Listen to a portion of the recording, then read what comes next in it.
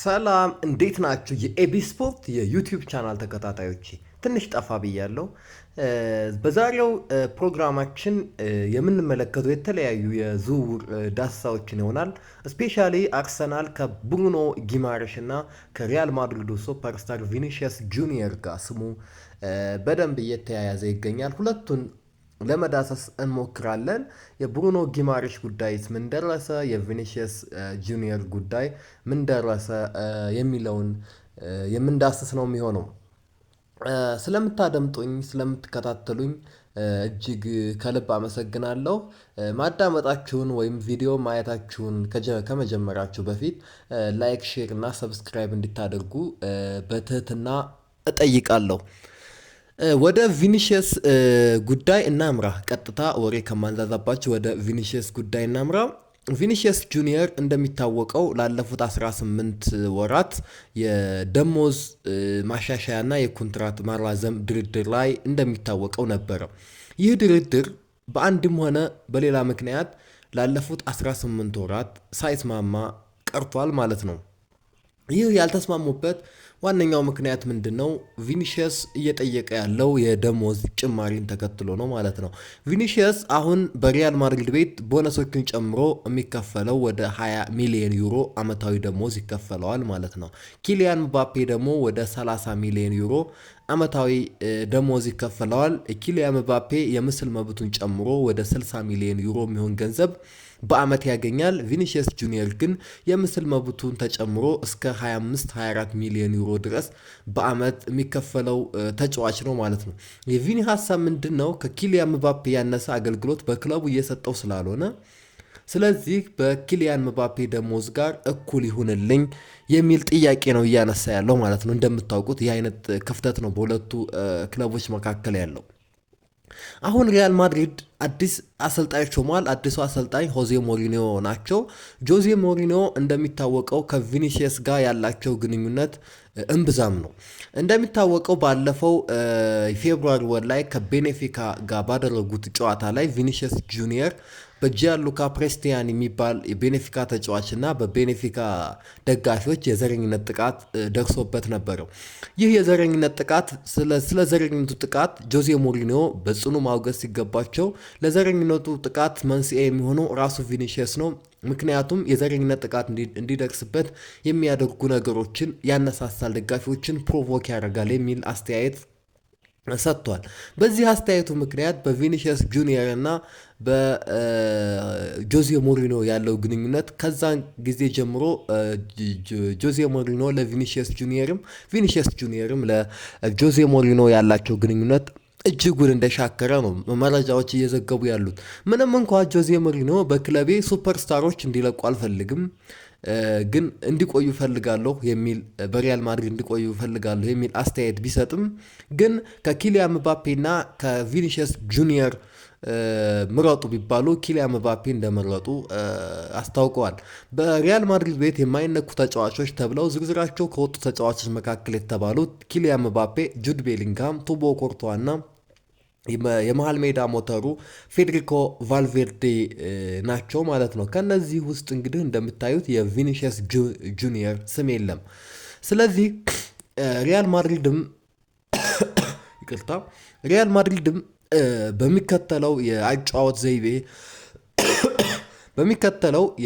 ዘይቤ ሁለት ተጫዋቾችን ከመከላከል ቀጠና ነፃ ማውጣት የሚፈልግ አይመስልም። ምክንያቱም ጆዜ ሞሪኒዮ እንደሚታወቀው ለኪሊያን ምባፔ ሙሉ ነፃነቱን ሰጥተው ሌሎቹ ተጫዋቾች ግን ኦርጋናይዝድ በሆነ ወይ እንዲከላከሉ ይፈልጋሉ። ስለዚህ ማድሪድ በስፖርታዊም ሆነ በእግር ኳሳዊ የተለያዩ ምክንያቶች በቀጠረው አሰልጣኝም ቪኒሺየስ ጁኒየርን የመሸጥ ግዴታ ውስጥ የሚገባበት እድል በጣም ከፍተኛ ነው። በቅርቡ እንደወጡት ያሉ መረጃዎች እና ሃንድ ኦፍ አርሰናል በተለይ ለአርሰናል ምንጮች ቅርብ የሆነው የመረጃ ምንጭ እንደገለጸው ከሆነ የቪኒሺየስ ጁኒየር እና ካምፕ እና አርሰናል ተነጋግሯል ነው እየተባለ ያለው። የአርሰናል ሄራርኪ ከሲኦ ጀምሮ እስከ ማናጀሩ ድረስ ከስታን ክሮንኬ እስከ ሚካኤል አርቴታ ድረስ ያለው የአርሰናል የአመራሮች ቦርድ ቪኒሺየስ ጁኒየርን በሚጠይቀው ከፍተኛ ገንዘብ ማስፈረም እንዳለባቸው ሁላቸውም በመተማመን ላይ ደርሰዋል። ይህ መተማመን ላይ ያደረሳቸው ጉዳይ ደግሞ ምንድን ነው? በቪኒሺየስ ጁኒየር የምስል መብት የሚገኘው ገቢ ከፍተኛ ስለሆነ የምናወጣውን ገንዘብ ያካክስልናል። የተለያዩ ማሊያ ሽያጮችም ስላሉ እና አርሰናል ደግሞ ከፍተኛ የሆነ ግሎባል ፋን ቤዝ ያለው ክለብ ስለሆነ በዛ ጉዳዮች ምክንያት ለቪኒሺየስ የምናወጣው ገንዘብ በቀላሉ ይመለስልናል ብሎ ያስባሉ። ይህንን ምክንያት በማድረግ የቪኒሺየስ ካምፕን አነጋግረዋል ነው እየተባለ ያለው። ያነጋገሩት ደግሞ ምንድን ነው? የቪኒሺየስን ካምፕን ጠይቀዋል። የአርሰናል አመራሮች የቪኒሺየስ ካምፕን የጠየቁት ምን ብለው ነው? ምን ያክል ደሞዝ ነው የሚከፈለው? ደሞዙስ እንዴት ነው የሚለውን ነገር ጠይቀዋል ማለት ነው።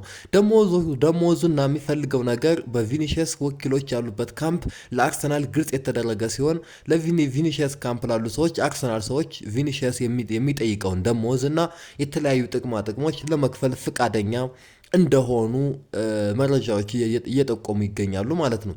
ቪኒሺየስ ደግሞ እንደሚታወቀው ከሪያል ማድሪድ የምወጣ ከሆነ ወደፊት በላቀ ደረጃ እንዲጫወት በስፖርታዊ ነገር አንጻር ባለው የግሎባል ፋንቤዝም አንጻር እኔ ባላንዶር እንዳሸንፍ የተለያዩ ትልልቅ ዋንጫዎችን እንዳሸንፍ አሁን የትኛው ክለብ ቢሄድ ይሻላል የሚል ጥናቶች እንዲደረጉለት ጠይቆ ነበረ። ግን አብዛኛዎቹ ጥናቶች የተነገሩት ወይም ጥናቶች ተጠንተው ለቪኒሺየስ ሪፖርት የተደረገው አንደኛው ክለብ አርሰናል እንደሆነ ነው። ምክንያቱም አርሰናል የሱፐር ስታሮች ክለብ አይደለም፣ ስታሮች ክለብ ነው። ሱፐር ስታር ከሆነ ሊሆን የሚችለው ራሱ ቪኒሺየስ ነው።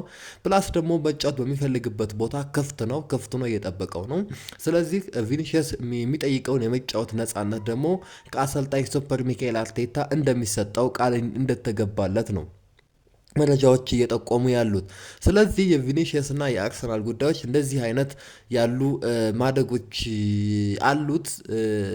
ስለዚህ ሪያል ማድሪድ እና በቪኒሺየስ መካከል ያለው የኮንትራት ጉዳይ ደግሞ ስንመለስ ሪያል ማድሪድ ለቪኒሺየስ በፊት ካለፉት 18 ወራት ያቀረበው የደሞዝ መጠን አለ። ከዛ ደሞዝ ፍንክች ብዬ አልጨምርም የሚል አቋም ነው ከሪያል ማድሪድ ካምፕ ውስጥ ያለው ማለት ነው። ቪኒሺየስ ካምፕ ውስጥ ደግሞ በዚህ አይነት አቋማቸውና ላለፉት 18 ወራት የኮንትራት ማራዘሚያ ድርድሩ በመራዘሙ የቪኒሺየስ ወኪሎችና ቪኒሺየስ ራሱ ካምፑ ፍጹም ደስተኛ አይደለም እየተባለ ይገኛል።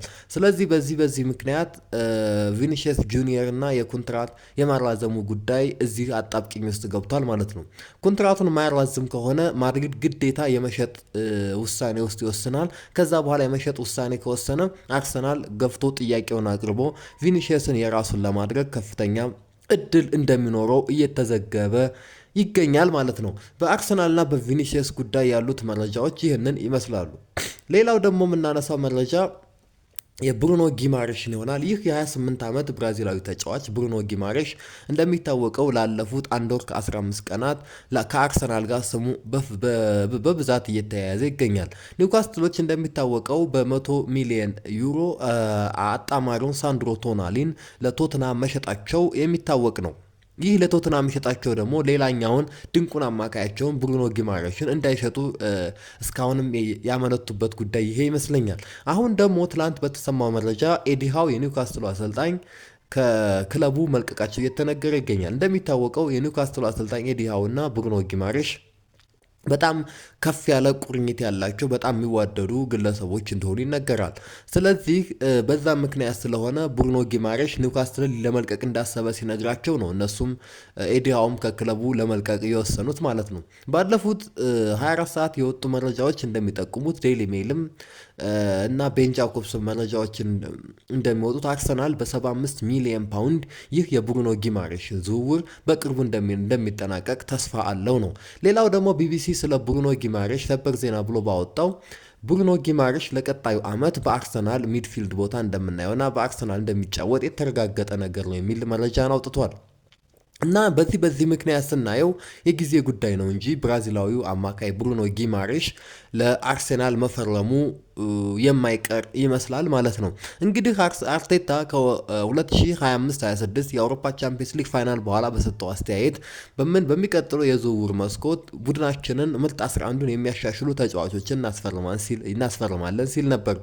አሁን እንግዲህ ምርጥ 11ን ተጫዋቾች ያሻሽላሉ ተብለውም በአማካይ ስፍራ ላይ ብሩኖ ጊማሬሽ ምንም ጥርጥር የለውም እና ለአመታት አርሰናል ክፍተት ያለበት ቦታ የግራ ክንፍ አጥቂ ነበር። በግራ ክንፍ አጥቂ ደግሞ ቪኒሺየስ ጁኒየርን የሚያገኝ ከሆነ ለቡድኑ ትልቅ አፕግሬድ ነው እና ማንሳት ለመጨረሻ ጊዜና ለአንዴ ለማንሳት ለሚፈልጉት የአውሮፓ ቻምፒየንስ ሊግ ዋንጫ ትልቅ መነሳሻ እንደሚሆናቸውና ለማሳካት ያንን ትልቅ ግብአት እንደሚሆናቸው ምንም ጥያቄ የለውም።